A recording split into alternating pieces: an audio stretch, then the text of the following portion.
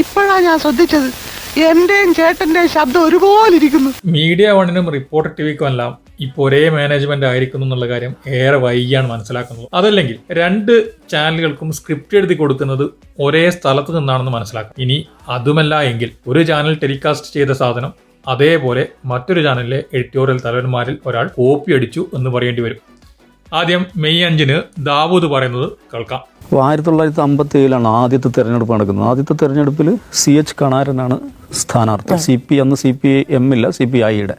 57 ആദ്യ തെരഞ്ഞെടുപ്പിൽ CH കണാരൻ സ്ഥാനാർത്ഥിയായപ്പോൾ അന്ന് CPM അല്ല CPI ആണുള്ളത്. അദ്ദേഹം ആ പ്രദേശത്തുകാരാണ്, അഴിയൂർക്കാരനാണ് അദ്ദേഹം അഴിയൂർക്കാരനാണ്. ദാവൂദ് മെയ് 5 പറഞ്ഞത് വള്ളി പുള്ളി തെറ്റാതെ മെയ് 6 സ്മൃതി ആവർത്തിക്കുന്നു. ചുരുക്കി പറഞ്ഞാൽ ഇവർക്കെല്ലാം ഒരേ സ്ക്രിപ്റ്റ്, ഒരേ വാക്കുകൾ, ഒരേ വാചകങ്ങൾ. സത്യം പറഞ്ഞാൽ CPM വിരുദ്ധത മാത്രമാണ് മീഡിയ വണ്ണിന്റെയും സ്മൃതി ഉൾപ്പെടുന്ന റിപ്പോർട്ടിലെ ചില ആളുകളുടെയും കൈമുതൽ എന്ന് പറയേണ്ടി വരും.